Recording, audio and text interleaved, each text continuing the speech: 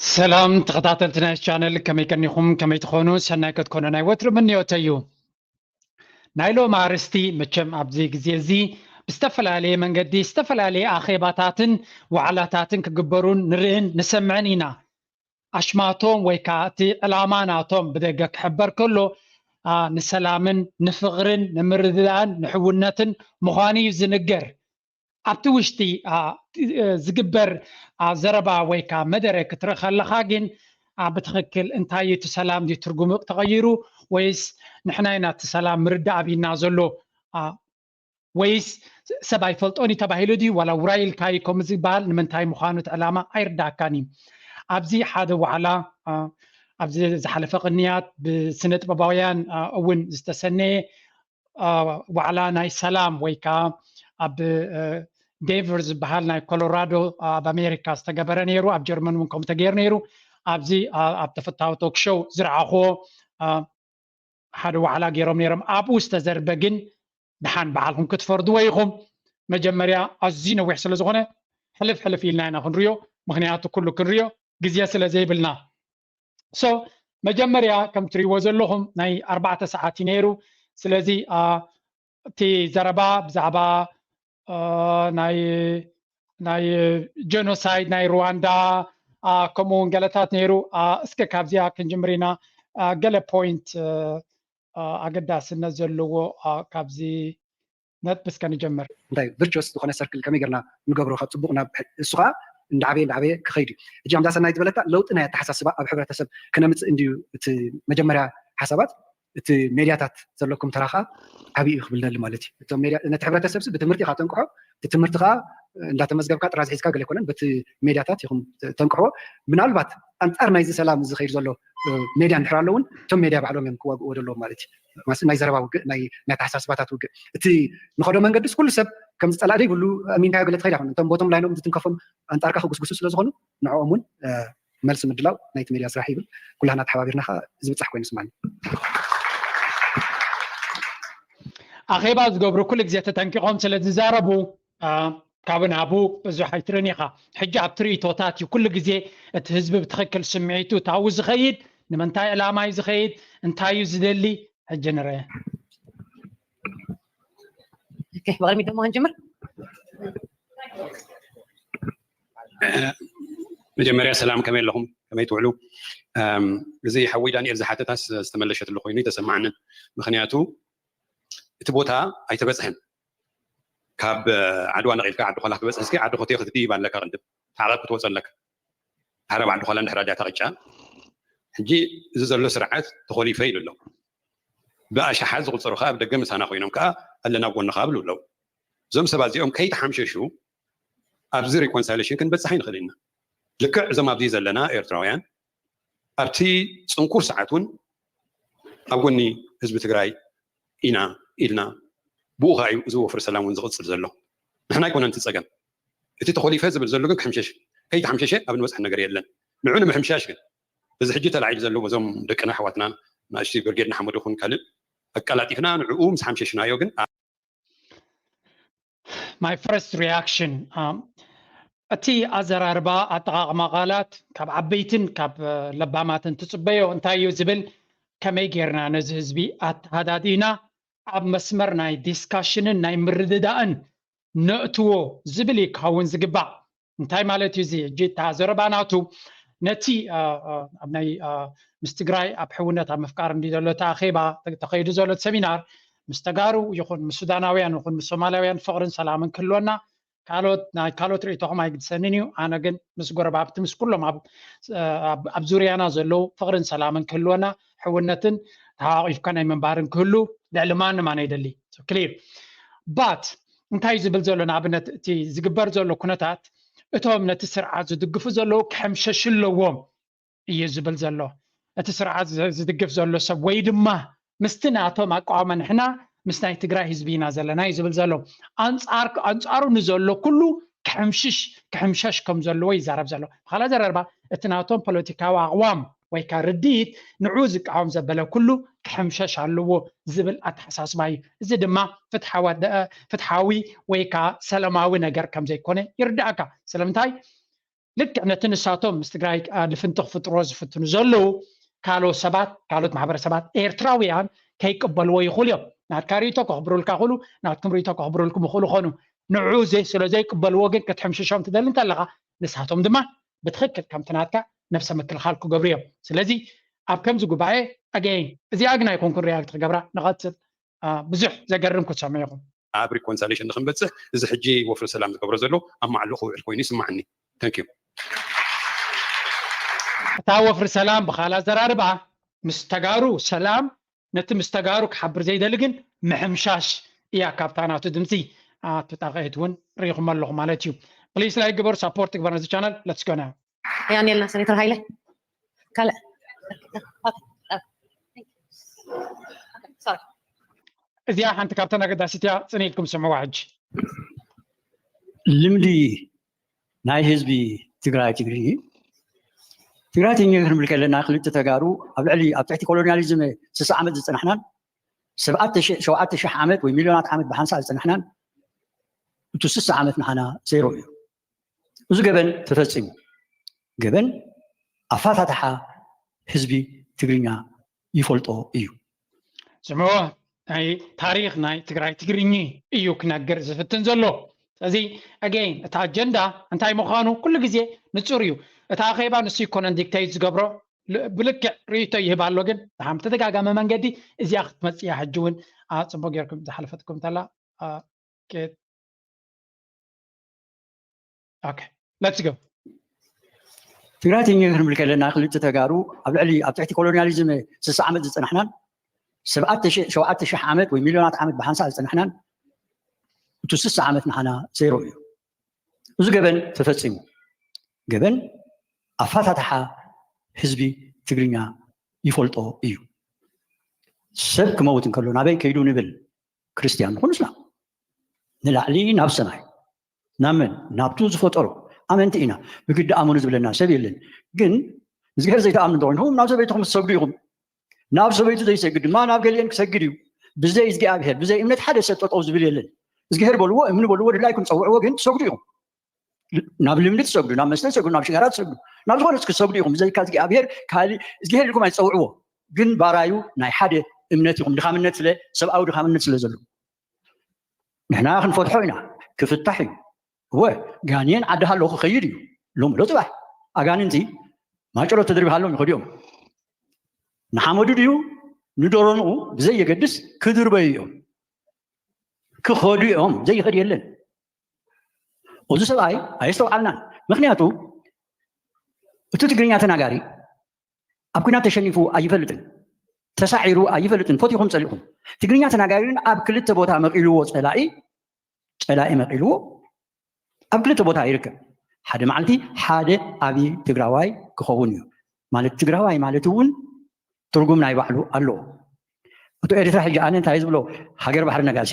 ወይ ድማ ሃገር ከበሳ ኢለ ዝፅውዖ እምበር ኤርትራ ዝበሃል ኣይሰምን ኣነ ሰሚዕኩም ዶ እቲ ኤርትራ ዝበሃል ሃገር ባሕሪ ነጋሲ ወይ ሃገር ከበሳ እምበር ኤርትራ ኢለ ኣይፅውዕን ኣነ ይብል ኣሎ ተዘረባ ጎበ እናኸትካ እንታይ ምዃኑ ብኻላ ዘራርባ እቲ ብወገን ኤርትራ ዘሎ ሰላም ገለመለ ገለገለ ክብል ከሎ እቲ ብወገን ትግራይ ዘሎ ወገን ግን ኩሉ ግዜ እቲ ገባቲ ሕልምናቱ ወይ ድማ እቲ ንኤርትራ ንምግባጥ ወይ ነቲ መሬት ኤርትራዊ ዝበሃል ኣይደንቲቲ ኣሊኻ ንኽትካዕ ዝፀዓር ምዃኑ መብርሂ እዩ ስለዚ ኤርትራ ኢላ ኣነ ይፅውዕነ ኢልኩም ኣሎ ንቐፅል ካብኣ ዝገድድ ግን ክሰሚዕኹም እሱ ጥራይ ኣይኮነን ሓደ ሰብ ስለ ዝበለ የምፀኽዋና ከምኡ ዘግብረኒ ድማ እንታይ እዩ ሓበሻ ማለት ኣባ ያለው ሰቋር ወዲ ጅግሳ ብ1938 ጣልያን ብመርዚ ኣብ ሮማ ቀቲልዎ እታ ንሶም ኣብ ዩኒቨርሲቲ ዲግሪ ዝወሰዱላ ሕጊ እንዳባ ትብል ኣብኣ እንታይ ፅሒፎም ኣለዉ ብሓፈሻ ክትቁረፅ እያ ፅንኢልና ክንሪኣ ኢና ግን እቲ ዝብሎ ዘለካ ብሓቂ ከምኡ ነይሩ ድዩ መልሲ ክንበሊ ኢና ንሕና ከ ንብሎ ኣምሓራ ኸ ይብልዎ ኣብ ረኸት ይፅሕፉ ኣብ ረኸት ኣይፅሕፉ ኣብ ረኸት እታ ሓማሴን እንብላ ኸበሳ ማለት እያ እምበር ከምቲ ዕራብ ዝበሉና ክልስ እዩ ሕውስዋስ እዩ ገለመለ ነው እዚ ኦኬ ኣብ መንጎ ስለ ዝቆረፅዋ እታ ክፋል ዘረቡ ክውድእ ኣይከኣለን ነዛ ዝብላ ዘሎ ግን ንእሽተይ መብርሂ ክንበልኩም ኢና ብተደጋጋሚ ስለ ዘምፅዋ ኣብዚ ጥራይ ስለ ዝበልዎ ኣይኮንኩን ከም ዝብላኩም ዘለኹ ብተደጋጋሚ ንሪኦ ነገር ስለ ዝኾነ ስምዑ ብዝውን ንሕና ተጋሩ ኢና ንዝኾነ ሰብ ክንሐጉስልና መንነትና ፌስቲቫል ገሮም ኣብዚ ሕና ሕጂ ፌስቲቫል ስጋብ ዝገብሩ ዘይኮና ክንፅበዮም ዘለና ኸማን ፌስቲቫል ገሮም ኣብዚ ሕና ክንቀትል ኢና ክንፅበ ዘለና ኣብኡ ሶሳይት ቦምብ ጌርና ዲና ገለገርና ኣብዚ ሕና እዚ ካልእ ብተደጋጋሚ ካብ ሓደ ድምፂ ዝመፅእ ኣይኮነን ፅንሂ ኢልና ዝኸፈ ክንሪኦ ኢና ክህልየና ዝኽእል ርክብ እንደገና ክረአ ዝግብኦ ርክብ እዩ ካብቲ ዝፀንሐ ባህላ ሓረስታይ ትግራይን ሓረስታይ መንደኾንን ማዕረ እዩ ሓደ እዩ ዝኢት መስመር ህያዊ መስመር እዚ ዝበሃል ሙሉእ ንሙሉእ ክስተኻኸል ክእረም ዘለዎ ኣካይዳ እዩ ህዝቢ ትግራይ ብሄርተኛ ኮይኑ እንትቃለስ ኩሉ ግዜ ዝዕወት 17 ዓመት ክቃለስ ከለውን እቲ ተቃላሳይ እቲ ተራ ተቃላሳይ ምእንተ ትግራይ ተቃሊሱ ብሄርተኛ ኮይኑ ተቃሊሱ እዚ ቱ ዴፊኒሽን እቲ ብሄራዊ ማዕርነት ንትግራይ መስዋዕት እውን ዝኸፍል ዝቃለስ እውን ንኻሊእ ረብሓ ንኻሊእ ህዝቢ ብረብሓ እየ ዝቐርቦ ዝረብሐኒ ብናይ ትግራይ መስዋዕት ካሊእ ሪዲፋይን ክግበር ይግብኦ ግን ድማ ብሰሜን ኣንፈት እውን ምስ ኤርትራ ምስ ህዝቢ ኤርትራ ዘለና ርክብ እንደገና ክረአ ይግባእ እንደገና ክረአ ይግባእ ማለት ብውናት ኣብ ክልተ ሃገር ዘለና ሓደ ህዝቢና ኢልና ኢና ንኣምን ምስ ህዝቢ ኤርትራ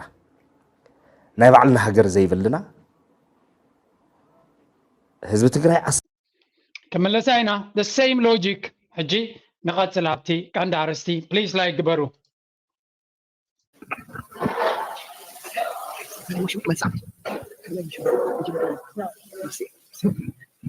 سلام ناكل لكم برزنتيشن بتعمل صبغ نيرو انا زلعت نحطهم انجينير منسي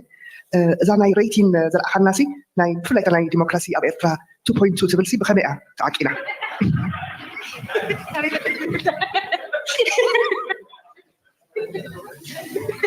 حتى لا تنقل من الصوم من اللاسوم أبس مرايسي نوعنا أسمرا أبكرن أقول كل يوم حجي أب إن ترى تتعلم دخلت أمين مالتي خبتي أبتخرن عشان تتأتيم أوقات يوم حمش عارشة تبل اليوم تتحسنت مالتي أبتامين النبرة مع زي بكخن داير لكن نايلمتي أبتا تحتمين وقامي قال زيت في الصحف زي اللي بكله 5 سنتين نيرة حجي بالي عم صورت حموشة حمزاني لكم وحموشة ناس في 5 يا ودي حجي خلطنت بس ميبي خاب أودي أخي تكون قلت معلوم زمن الفوق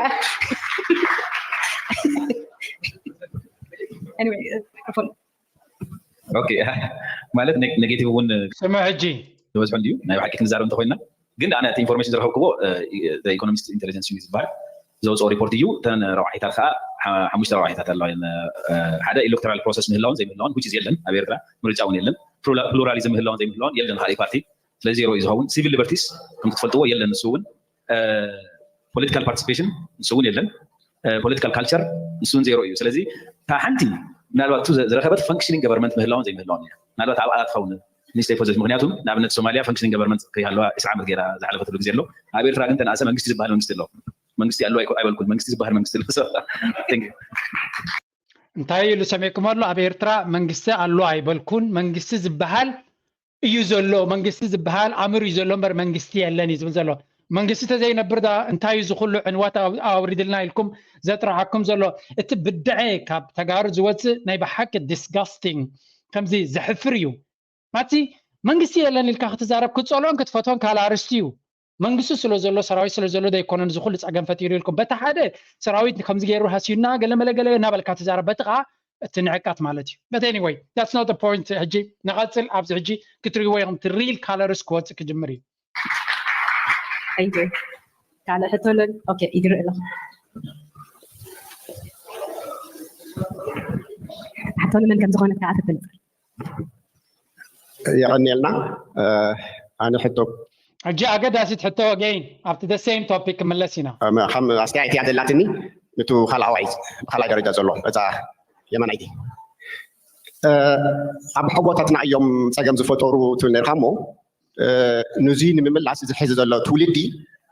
يردودو እንድሕር ረዶ ኮይኑ ኣብ ኤርትራ ዘለው ትግርኛ ተዛረብቲ ኤርትራውያን እዮም ዝብሉ ያው ኤርትራውያን ምዃኑ ምንም ሕተውሊ ግን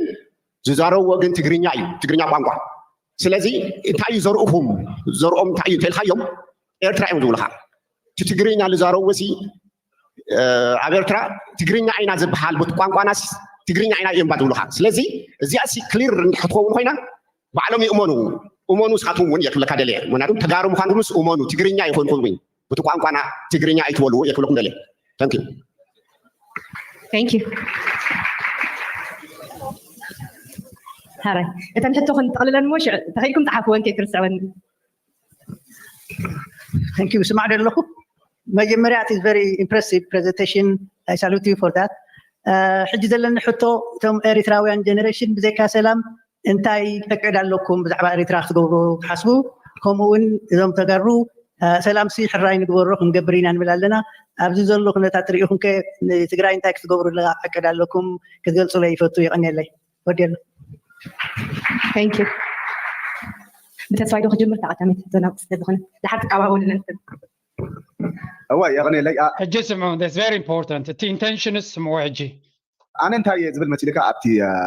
أنا حاجة خابتهم نايز حجي زلوا ولدوا مالتي كتلن كتكسر لي نفسي كم أبنت مالتي أنا هذا صار وقتي تزقوا أنا بقول كي مالتي يتحكي من قاري حجي يتحكي مريجا أبتي سب مريج يزوس قلنا إحنا قصواس نقبل علينا نتهزبي نتمنى سينتين أنا بقول لنا إذا استمع هركايو ناتنا تامتين الكادو كوينات كيدومتي كاب سلام كيدومتي أبكينات كيدوم أبوتات نازي سلام أمتين الكم يلومنا وخاب كوينات كاب سلام كيدكاسي نابكينات كيدكاس سلام أيتم سنيها ناتنا تامتين الكم يلومنا ناتنا زمت الكاسي بيلنا إجزابيري حرنا تامتين الكم يلومنا حرنا بوليتيكا وتحسهم يبلو سبعة وتحسوي إذا كل زين مهرة من أنا توم حدش ولا رم عليك that's why so listen to this انتهي بلالو كاب سلام زلو بوتا خيدوم ناتنا تامتين الكاي بلو أين يتسلام زنبرة كنتات مالتيو so again أتي بزعبا سلام كزاربو خلو بزعبا انتاي السلام يوم زاربو أنا تزحزن أبكم زأخيبا بزعبا يرترا زخوني يكون صبغ نجر كزاربا يتسمعني خا بزعبا تقرأي كل جزء صبغ خمسة خمسة يبعد بزعبا يرترا كل جزء الشيطان أو حبريته حماقو لازم تايزول زلوا جزء تقالسين إز بيرترا يلوم زنقرونا كله حسوت ينيرو تقالسي ولا حان تفري نبرون زمت ولو تيابلومن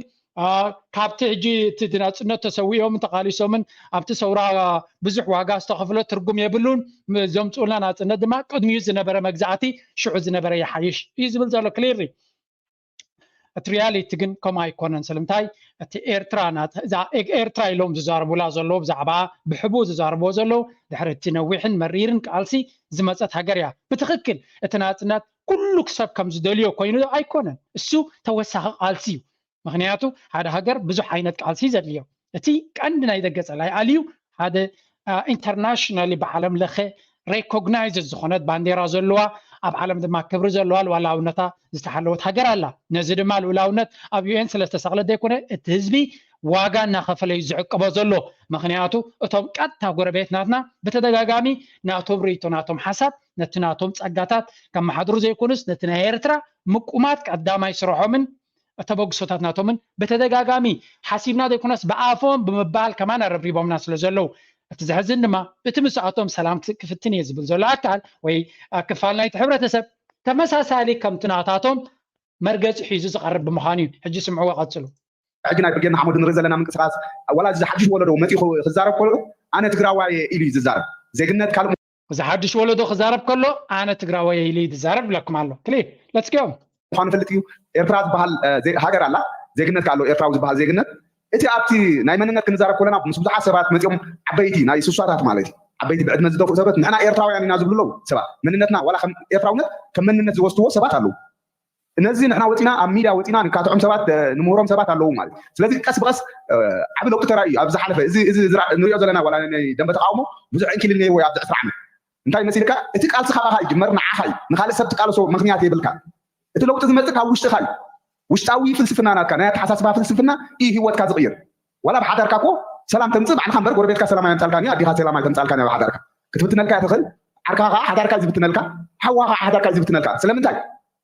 نعو خصم عند حكميكا وش كان رح يسمع زل خمال نحن حاجز تمهرنا ميميك بيهيفر ترحيو ابانا بتمنسي ابت حدش ولدو ناي مدقام ترحيو ناسنا تامتيالكا و حرنا تامتيومنا تبل كم تمتيومنا تبل زخونه ነገር ዝምጥየምና ሽዑ ታገብሩ ሓሶም ካብ ፖለቲካ ይውፁኻ ማለት ንዓኻ ካብ ፖለቲካ ውፅኦም ኣብ ጥራይ ዕዳጋ ይድርብዩኻ ማለት ኣብ ጎልጎል ይድርብዩኻ ኣኮም እዮም ገይሮምና ዳስ ዋይ ሕጂ ኣነ ኣብ ዝመፅእ ዘለኹ ኩላትና ኣብ ዝመፂና ዘለና ስለ ዝተደርበና ኢና ማለት ካብ ፖለቲካ ውፅኦም ደርብዮምና ማለት እማኒ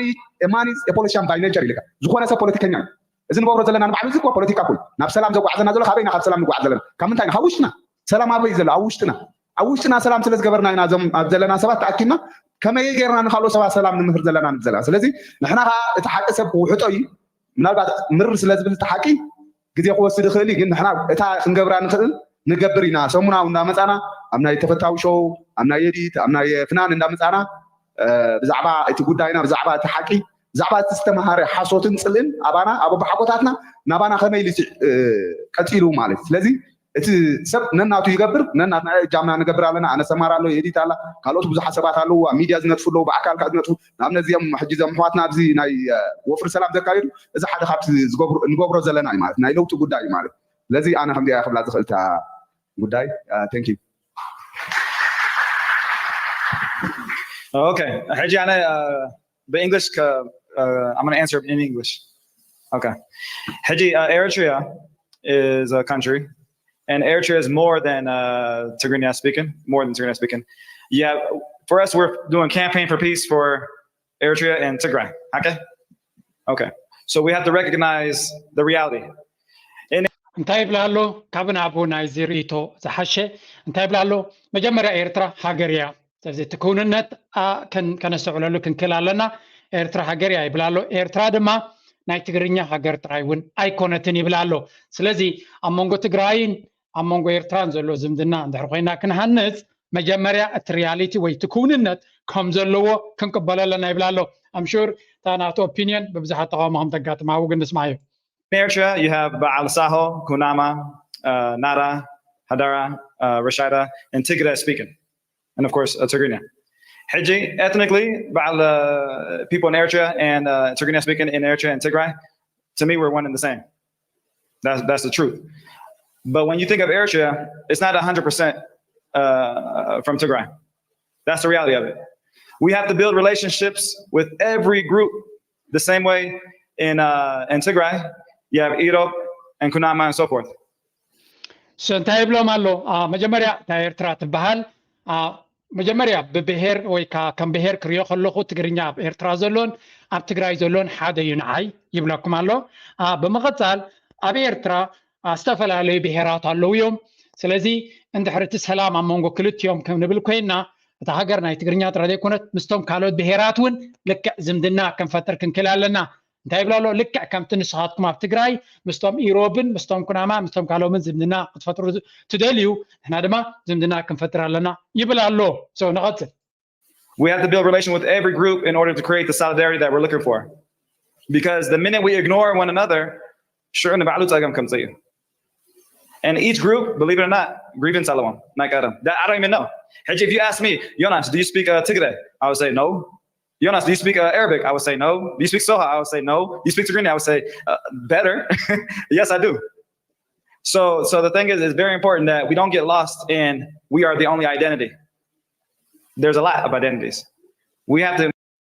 So እንታይ ይብላሉ በመሰረቱ እቶም አቡ ዘለው ኩሎም እቶም ብሄራት አቡ ዘለው ንሳቶም ንባዕሎም ስክፍታታት ዘለዎም ከም ምዃኖም ካበይ ከም ዝመፀ ይፈልጥኒ ንዓይ ሕጂ ትግረ ትዛረብ ዲኻ ሳሆት ዛረብ ዲኻ ኩናማ ዛረብ ዲኻ እንተልኩምና ኣይክልኒ ትግርኛ ትዛረብ ዲኻ እንተልኩምኒ ግን ይሓይሽ ካብኡ ናቡ ይብላ ኣሎ ስለዚ ብሓፈሻ ኣብ መንጎ እቶም ብሄራት ዘሎ ዳይናሚክስ ክንሕሉ ክንክእል ኣለና ዝብል ሪቶ እዩ ዝዛረብ ዘሎ I'm sure እቲ ኦፒኒየን ኣብቲ ገዛ ዘሎ ከም ዘይኮነ more get focused on what grievance can we solve. What grievance did you experience? Baal Tigray speaking, they're both in Eritrea and Sudan. Baal Afar, they're both in Eritrea and Ethiopia and Djibouti. That's the reality of it. So if we really want to get deep into the solution, then we have to get deep into the experiences and the grievances and resolve it and recognize it. That's what it comes. And that's the hard part. That's the hard part. So that's what I want to emphasize. And that's why my North Star is Masal, just to protect rights, indigenous rights and human rights. So እንታይ ይብላሉ ልክዕ ከምቲ ካልኦት ብሄራት ንኣብነት ትግራይ ኣብ ሱዳንን ኣብ ኤርትራን ኣለዉ ከምኡውን ዓፋር ኣብ ኤርትራ ኢትዮጵያ ከምኡውን ኣብ ጅቡቲ ኣለዉ ግን ሓንቲ ብዘይ ኩሉ ግዜ ብተደጋጋሚ ሕውስውስ ዘብልዎ ነገር ተሎ ኣብ ሱዳን ዘለዉ ኤርትራውያን ቀይሕ ባሕሪ ናትና እዩ ኤርትራ ናትና ክብሉ ሰሚዕናዮም ኣይንፈልጥን ኢና ይብሉ ድማ ይብሉን ካልእ ኣርሲ كم خبلو سمينا ما ينفلتنا that's why دما أبي إرترا زلو تجران أبي السودان زلو تجران بزح حب discussions زي نتوه قالوا بهيراتون أول لويا ስለዚ እቲ ናይ ወገን ትግራይ ዝመዘሉን ተጋሩ ስለ ጸላና ደይኮነስ እቲ መልሓሶም በተደጋጋሚ ንኤርትራ ናቶም ሃገር ናት እቲ ኣብ ኤርትራ ዋንነት ከም ዘለዎም ገይሮም ስለ ዝዛረቡ ጥራዩ ናይ ተቃውሞ መንፈስ ወይ ከዓ ነፍስና ንኽንከላኸልን እዚ ትብልዎ ዘለኹም ካብ ኩብንነት ዝረሓቐ ህውተታዩ ንኽንብል ልግደ ዘለና እምበር እቶም ካልኦት ብሱዳን ዘለዉ ትግረከሙ እንተዝብሉውን 100% ሹር ኣነን ካልኦትን ዝበዛሕና ሰብ ተሪ ግብረ መልሲ ክንቦም ከም ንኽእል بإثيوبيا زلوا عفارون كمو سلازي بفلوي اتي كم عينت قبات الحلمي كارتا حيزو ماب حيزو درفتات حيزو أجندة حيزو سرح زلوجن أبي كم زلوا سلندريا زلنا نهلكم بحبو زي كونه أب قبائلات زرب زلوا نخا رياكتن قبر زلنا please like قبروا. By doing that, you're forced to understand every single group, Malatin. So I hope that answers the question.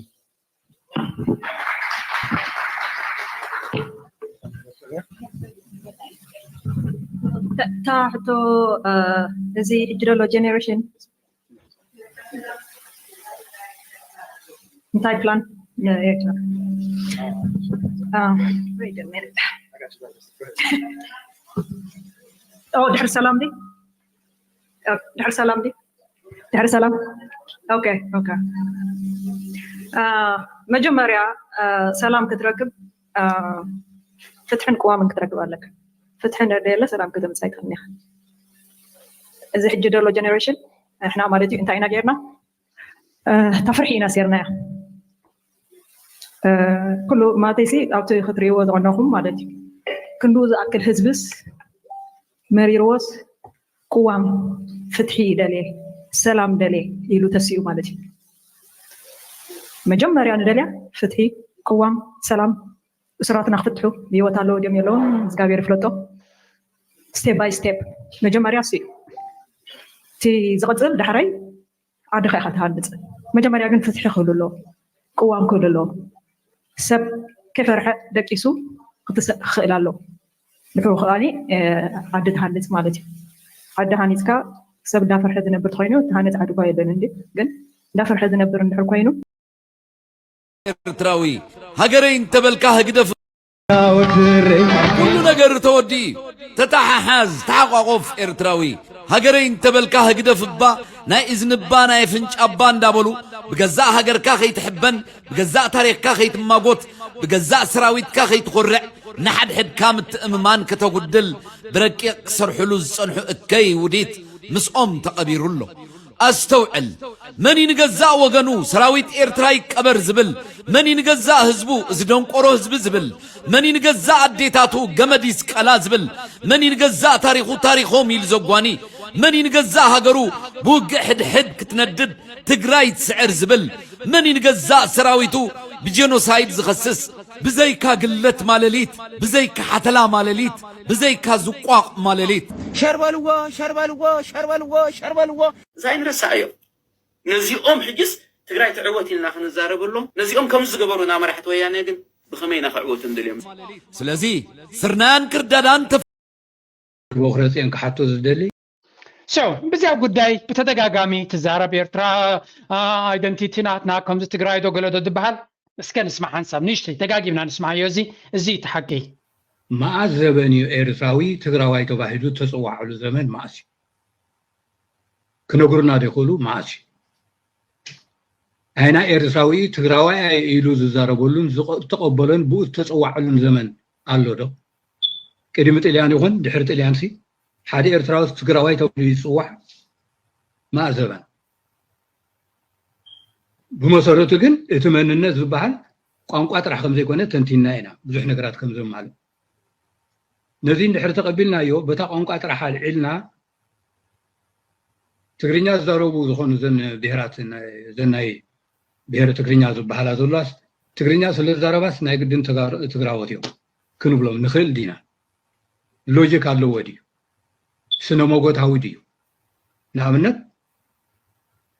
አንተው መምህር በኩረጤን ከም ዝወልዎ ቋንቋ እንግሊዝ ዘረቡ አሜሪካውያን እንግሊዛውያን ቋንቋ እንግሊዝ ዘረቡ እጂ ነዛ አሜሪካዊ እንግሊዛዊ ኻኽቱ ብላ ዲኻ ስለ ትግርኛ ተዛረቡ ወይ ቃነቱ እንግሊዛዊ አሜሪካዊ ኻኽቱ ብሎ ዲኻ ቋንቋ መለክዕና ይመነት ሓንቲ ንሳ ኣይኮነትን ብኡ ኮይና ንኸይድ ተኮይና ወይ ከዓ ናብ ታሪክ ከይድና እውን ናብ ታሪክ ከይድና ከዓ መምህር ክረፅን ዝፈልጦ እንተሎ ኣነ ኣንቢበ ዓቕመይ ዝፈቅዶ ኣይረኸብኩን እታ ኤርትራ ትበሃል ብዙሕ መፀውዒ ነይርዋ ቅድሚ ኤርትራ ምባላ ጣልያን ምምፅኡ ብዙሕ መፀውዒታት ነይርዋ ክዝትሮም እንተኮይነ ምድረ ኩሽ ትበሃል ነይራ እዚ ዝብሎ ዘለኹን ቅድመ ታሪክ እዩ ታሪክን ቅድመ ታሪክን ክንፈልዮ ኣለና ቅድመ ታሪክ ዝበሃል ገና ታሪክ ንክኸውን ብዙሕ ዳህሳስ ክግበረሉ ዘለዎ እዩ ብዝተረፈ እያታ ኮይኑ ይክተርፍ ታሪክ ክኸውን ድሕር ኮይኑ ግን ብኣርኪኦሎጂካል ወይ ከዓ ናይ ስነሰብ ሊቃውንቲ መፅኦም ምስ መሳኽርዎ እወዚ ሕብረተሰብ ካብዚ እዩ ካብዚ ጀሚሩ ከም ዝበለ ሕብረተሰብ እዩ ምስ ተባህለ ሓሌቱን ክሳይን ምስ ተመደበ ቋንቁን ምስ ተፈልጠ ምዕባልኡ ምስ ተፈልጠ ታሪክ ይኸውን ሕጂ ግን እዛ ኤርትራ ትበሃል ነበረት ምድረ ኩሽ ትበሃል ነይራ ምድረ ኣዶሊስ ትበሃል ነይራ ወይ ዓባይ ኣዶሊስ ትበሃል ነይራ ምድረ ባሕሪ ትበሃል ነይራ ኣብ ሻድሻይ ክፍለ ዘመን ዓባይ ባሕሪ ትበሃል ነይራ ካብ ሻድሻይ ክሳብ 12 ዘመን ቅድሚ ልደተ ክርስቶስ ሃገረ ሓማስየን ትበሃል ነይራ ካብ 13 ክሳብ 14 ኣብ ድሕሪ ክርስቶስ ማለት ቀይሕ ባሕሪ ትበሃል ነይራ ካብ 14 ክሳብ 16 ክፍለ ዘመን እዚ ኩሉ ባሕሪ ነገስታት ትበሃል ነይራ ካብ 15 ክሳብ 19 18 ክፍለ ዘመን ብከምዚ ትፍለጥ ነይራ እታ ኤርትራ ትበሃል ዘላሎሚ ጣልያን ኤርትራ ዝበላ ካልእ ምክንያት ሂስቶሪካል ብኡ ክንዛረበሉ ንኽእል ኢና ጣልያን ኣልዕላ ኣቢሉ ኤርትራ ኣይበላን ነሪኡ ንዑ ጣልያን ኤርትራን ኢሉ ንክፅውዓ መንፀፍ ዝኾነ ታሪካዊ ባህላዊ ዝኾነ ነገራት ንርኢ ዋላ ተጋሩ ኣሕዋትና ዝኣምንሉ ዋላ ንሕና ንፈልጦ ብታሪክ ስለምንታይ ኤርትራ ከም ዝበላ ጣልያን ንፈልጥ ኢና ሕጂ ነዚ ኩሉ ታሪክ ኣምፂና ኣብዞም ኩሎም ኣነ ጠቐስክዎም ዘመናት ኤርትራዊ ዝሎሚ ዝበሃል ዘሎ ሎሚ ትግራዋይ ተባሂሉ ተፀዋዕሉ ዘመን ኣነ ኣይረኸብኩም ዝጠልም ምስኳና ወኪሉ ንሓውት ዝሳኻል በትሪ ኣባይ ኮይኑ ኣይኮነ ምስልና መልክዕ ኤርትራዊ ባጃ ዝሓልፍ እዩ ስለሓው ብሓዊ ዝጊዜ መምህር እዩ በልሒ ዝደሊ ተፈራረብ ፀላኢ ኻለሊ ሓወይ ፀገምካ ክፋል ቢላፍተን ዝተባሃላ በላይ ሓወይ ዘለዓሎ ብዛዕባ መንነትን ቋንቋን ኣይ ቲንክ ግራማቲካሊ እውን ክንእርሞ ዝግባእ ይመስለኒ እቲ ዓፋረታይ ኣብ ኤርትራ ዘሎ ይኹን ኣብ ኢትዮጵያ ዘሎ ኣነ ዓፋርኛ እየ ኣይብልን ዓፋር እየ እዩ ዝብል እቲ ሳሆ ኣነ ሳሆታይ ሳሆኛ እየ ኣይብልን ሳሆ እየ እዩ ዝብል እቲ ትግራዋይ እውን ኣነ ትግርኛ እየ ቋንቋ ኣይኮን መቼም ሰብ እንተኮይንካ ቋንቋ ይኮንካል ማለት እዩ ስለዚ እቲ ትግራዋይ እዩ እቲ ቋንቋኡ ትግርኛ እዩ ኣይ ቲንክ እዚኣ ግራማቲካሊ ቴክኒካሊ እውን ማለት 1+1 ምንም ክትቅይሮ ትኽእል ኣይኮነን ሶ ኣይ ቲንክ እዚኣ I don't understand እንታይ ዓይነት ሎጂክ እዮም ዝገልጽ ዘሎ ኣብዚ ሳሆ ትብሄርን ቋንቋን ሓደ እዩ ኣይናዩ እቲ ኣበዩ ክለጋ I really don't understand this the logic ንሱ ዝኽተሎ ዘሎ ምክንያቱ ሳሆ እቲ ቋንቋ ሳሆ እዩ ትብሄርካ ሳሆ እዩ ምስ ምንታይ እዩ ከገጣጥሞ ዝፍትን ዘሎ እቲ ቋንቋ ብሌን ይበሃል እቲ ህዝቢ ከዓ ብሊን ይበሃል ብሌናይ ሰብ ትግርኛ ክብል ከሎ እምበር ቋንቋ ብሊን ይበሃል ህዝቢ ከዓ ብሊና ወይ ከዓ ብሊንካ ህዝቢ ብሊን ኢና ንበሃል ንሕና ብብሌን ክንብሎ ከለና ሶ ነይናዩ ከገጣጥም ዝብል ዘሎ ቋንቋ ትግርኛ እቲ ብሄር ትግራዋይ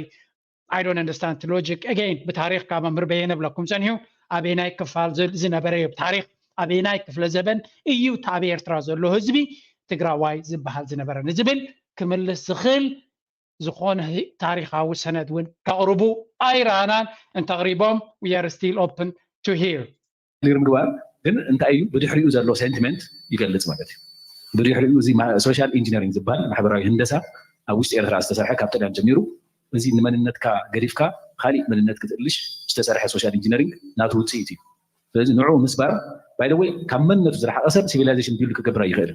ኣብ መንነቱ ክትከል ኣለዎ ሓደ ማሕበረሰብ ሲቪላይዜሽን ቢልድ اوكي حدا سيفيلايزيشن بيلو كبر حدا زي حاجه لي قال اي እዚ ህዝቢ እዚ ሰላም ክረክብ ክምዕብል እንተኮይኑ ንቀይሕ ባሕሪ ክልምዕ ኣለዎ ኣብ ቀይሕ ባሕሪ ዘለዎ ቦታ ክሕዝ ኣለዎ ንሱ ንምግባር ፎርሚደብል ፎርስ ኮይኑ ክወፅእ ኣለዎ ፎርሚደብል ፎርስ ኮይኑ ህዝቢ ኤርትራ ይኹን ህዝቢ ትግራይ ክወፅእ ዝኽእል እንተሓቢሩ ጥራሕ እዩ በይኑ እንተኮይኑ ዓበይቲ ሃገራት ናይ ዓረብ ኢንተረስት ብዙሕ ስለ ዘሎ እዚኣ በኣ ክሓልፋ ካሊእ ከም ሓድሽ ወለዶ ከም ትግራዋይ ኣነ ንሕና ትግራይ ኢትስ ኦን ብሄረ መንግስቲ ክትኸውን ኢና ድሌትና ናብኡ ክንሰርሕ ኢና ምስ ኮነት ግና كم تعمل تزول كوك أي بحر يمكن لما علوه زي بيك حلف اللون تغينه economic integration يدلي مسيز بيرتاز بل من تلنا من البات أبناتنا ولا دوك يخوني خيل ما زي ولا دوكنا political integration وين خيدي خيل زبل تسفال لنا زقول لكم بدليتيو نالومي ولا دو تجارو الناس إن إيرترا تساتفهم يوم كل ما نازل ولا دو نالومي وين أبناء إن إيرترا حتى يقولون نعمل لنا كم هاجر إيرترا نخبره إيو كم من الناس عفار أبانا له أبيرترا له تجراوي دو مربلو سامين مربلو كنا متى دو مربلو سامين مربلو بزي هز بيزي كحلفلو انت خوينو تتحبابر ኣለዎ ስለዚ ሶሻሊ ኢንተግሬትድ ዝኾነ እዩ ዝተዋሰበ ህዝቢ እዩ ሶሻሊ ኢንተግሬትድ እዩ ቀፂሉ ኢኮኖሚክ ኢንተግሬሽን ክመጽ ኣለዎ ዝብል እምነት ኣለኒ እትግርም ዘብል ኮንሰፕት ናቶም እንታይ ዝብል ጸኒሑ ኣብቲ ቀይሕ ባሕሪ ዘሎ ኣገይን እታ ቀይሕ ባሕሪ ከይተጠቕሰት ኣይተሓልፍን እንዲ ኣብቲ ኩነታት እዚ ብጣዕሚ እዩ ዘገርም እውን እንታይ እዩ ዝብል ዘሎ ሕጂ እቲ ኢኮኖሚክ and political integration the same people ኢትዮጵያ ምስ ኤርትራ political and economic integration እንድሕር ኢላ ግን ከጉርዑ እዮም ዝደልዩ ብኻልእ ኣዘራርባ regional integration ወይ ከዓ ሓበራዊ ቁጠባዊ ፖለቲካዊ ኣካይዳ ክህልወካ ኢንፋክት ኣብ ጥራይ ዘይኮነስ ዋን ኣፍሪካ ዝብል ኢኒሽቲቭ እውን ኣሎ ሓደ ኣፍሪካ ከምዚ ናይ ሕብረት ኤውሮፓ እተን ሃገራት ውላውነተን ከየጥፍኣ ከለዋ ግን ፅላል ዝዓበየ ብሓቢሮም ክሰርሕሉ ዝኽእሉ ድሲ ናይ ዝበዝሐ ፓን ኣፍሪካኒስትስ ወይ ከዓ ናይ ኣፍሪካውያን ሕልሚ ዘለዎም እውን ድሌት እዩ እታ ሕቶ ግን ስለምንታይ ንሶም ንኣብነት ሕጂ ትግራይ as we speak ሕጂ ኣብዚ እዋን እዚ ኣካል ናይ ኢትዮጵያ ስቴት ሓንቲ ንእሽተይ ክልል ናይ ኢትዮጵያ እያ ኣብ ትሕቲ ኢትዮጵያ ድማ እያ ትመሓደር ዘላ ሕጂ ብሰላማዊ መንገዲ ኢና እንደልዮ ይብላ ኣሎ but at the same time ብዙሕ ግዜ ብወታደራዊ ሓይሊ ክገብርዎ ከም ዝፈተኑ እሞ ከም ዘይሰለጦም ከምኡውን ብጂኦፖለቲካዊ መንገዲ ብካልእ እገዳታትን ብዙሕ ከም ዝተፈተነ በተደጋጋሚ ካብ ኣፎም ካብ ኣፍ መራሕቶም ዝሰማዕናዮ እዩ ኣብዚ ስለዚ እቲ ቋንቋ መንገዲ እናቀየረ ይመፅእ ኣገይን እቲ ሕልሚ እቲ ዘረባ እቲ ምጉት ግን ኣይቋርፅን እዩ እዚ ገዲፍካ ግን በስማዓም ኢልካ ሓደ ክታናቱ ዘላቶ ሒዙ ናብኡ ኣተኪሩ እንተትሰርሕ ነቲ ናትካ ምሰልማዕካ ኔክስት ስቴፕ ክትከይድ እንተዝፍተን ግን እቲ ዝበለፀ ክሰርሕ ዝኽእል ሎጂክ ንዓይሱ ይመስለኒ ኤርትራ ንኤርትራኦም ኤርትራ ንኤርትራ ጥራይ ንሕጂ ኤርትራ ንኤርትራውያን ጥራይ ክትከውን ክትክእል ኣለዋ ኢትዮጵያ ንኢትዮጵያ ትግራይ ንትግራይ ሱዳን ንሱዳን ድሕሪኡ እዚኦም ሃገሮም ምስ ኣውሓሱ ነፍሲ ወከፎም ድሕሪኡ ከም ፖለቲካ ዲ ከም ቁጠባ ሓቢርካ ንኽሰርሕ ዝቐለለ እዩ ድብልቕልቕ እንተቢልካ ትኻሊ ነገራት ግን ኣይሰርሕን እዩ እዚ ግን ካብኣቶም ስለ ዝመፀ ጥራይ ኣይኮነን ዘዛርባና ብኩሉ መልክዕ ዝመፅእ ቃና ስለ ዝኾነ እዩ ዓመቱ ቅማረ ዘለዎ ፍልስፍና ዘለዎ ናይ ገዛ ርስና መንነት ኣለና ዝኾነ ሓድሽ መንነት የድልየና ናይ ጥልያን የድልየና ናይ ሻዕቢ የድልየና እንጂ ነዚ መንነት እዚ ክትጉሕፍዎ ክትክእሉ ለኩም ኤርትራውያን ክንከውን እቲ ኤርትራውነት ገደሉ ዘይኣቱ እታ ኤርትራ ትበሃል ገደላ ዘይተኣቱ ንትግርኛ ዝዛረብ ሕብረተሰብ ኣጥፊኢኻ ኣብ ኤርትራን ኣብ ትግራይ ዘሎ ሕብረተሰብ ኣናቂድካ ክስራሕ ዝድለ ዘሎ ኤርትራውነት ገደሉ እቶ እታ ኤርትራ ንባዕላ ገደል ትእቶ ልዕሊ ህዝቢ ትግርኛ ክንሰርዓ ይንኽእልና ንሕና ኣነ ከምኡ ክሰርዓ ይክእል ስለዚ ሕጂ ዝመፅእ ዘሎ ሓፈሻዊ ነገራት ብዕላማ ዝግበር ዘሎ እዩ ሓድሽካ ኣይኮነን ዝነበረ ኣቦታት ትግራይ ትግርኛ ክንብል ከለና ክልተ ተጋሩ ኣብ ልዕሊ ኣብ ትሕቲ ኮሎኒያሊዝም 60 ዓመት ዝፀናሕናን 7,000 ዓመት ወይ ሚልዮናት ዓመት ብሃንሳ ዝፀናሕናን እቲ 60 ዓመት ንሓና ዜሮ እዩ እዚ ገበን ተፈፂሙ ገበን ኣፋታትሓ ህዝቢ ትግርኛ ይፈልጦ እዩ ሰብ ክመውት እንከሎ ናበይ ከይዱ ንብል ክርስቲያን ኩንስና ንላዕሊ ናብ ሰማይ ማለት ትግራዋይ ማለት እውን ትርጉም ናይ ባዕሉ ኣለዎ እቱ ኤርትራ ሕጂ ኣነ እንታይ ዝብሎ ሃገር ባሕሪ ነጋሲ ወይ ድማ ሃገር ከበሳ ኢለ ዝፅውዖ እምበር ኤርትራ ዝበሃል ኣይሰምን ኣነ እቲ ኢንቴንሽንስ ናቶም ብተደጋጋሚ ብኩሉ መንገዲ ርኢናዮ ኣገይን ኣብ ዝሓለፈ እዋን ኣብ ናይ ምጅማር ብረታዊ ቃልሲ ኣብ ፍራንክፈርት ኣብ ዝተኣከብሉ حاد سب أب ستيج وتي سلسة زاربة يقعرون يروم خمس زبالة قلة كم زعينة زربان استزربة أبا خيباتنا توم تدقق عم بخل من قدي نزوات زنبرجن تعاو ما يسمعونيهم سلازي التمسلو ينت حساب تبوشت بأفكا عسرت جزء في السوشيال ميديا تزاربون بوشت خاجر كي تدلقن بعلو بلق إلى زوات زدما تدقق عم ريالنا الزن ودزن ناوت أخاها نقول سب كتشكع يتخلنيها انت شكعكها نحوارو كتشكع يتخلنيها سلازي أب حق استمرقوسي فقرن سلام إنه كل ده أمبر شفافينكا كساب زدلوكا كساب سلطان تحز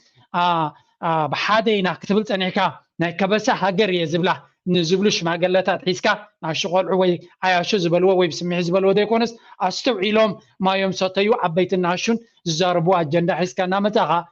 سلمتاي كم زخينة تبلتخين كاجن زيا افتح الله تراينا خنبل نخل تهزبد ما تبقى يرك فلطلو ابا خيبتنا تعقب كان تاي زربالو ازي دماتي صباحنغو ابتا هاجراتيو كان فيروس نتحد كبلاشو زدلي وزلو حساب كم وترو اذا حساب ريخم ناتكم فردن مدمدمتان كتقبرولو يمحتن نزي channel support تقبروا حضرهم بليز مغنياتو صلاتون تصابعتون اي وحدون مغنياتو زي حساب زي ببزحات ابز ميديا زدقف مخانو ابز حلفه غلطه 3 عمت بزي زخونه مقوت كتزاربلو تغليو اب كل زي سمعنايو اذننا كبر اذننا كساب زغدد تدغاغامي نسمعون ننبرون زلنا كنتا سلو زخونه تحققنكم يكونن تهزب دما كم معلتنا معلتي ان تردون نتزقبع سقمتنا وسدني مزالو سلازي نايلو مارستاب زخودي كم زخقاتهم كل جزء تزب كم مهارو لسلوزلو كانوا غربينا نابلكو نايلومي حسابنا ابزخن زازمينا ابقى السرح كساب من راخب تصبغي من لكم سبورت مقباري توقعوا تبلكم تشاو هو ناس بحري عطمنيو بتاريخ زرسف تايكوينيو بزي بالعزق وسف كي مسلو نعشا كي مسلو نزخز بس اما تكل يزلو همو قلبو نوا عدي عدي بلالو سبحة كل دمي بحري طريمت همو قلبو نوا عدي عدي بلالو سبحة كل دمي بحري ناي بينه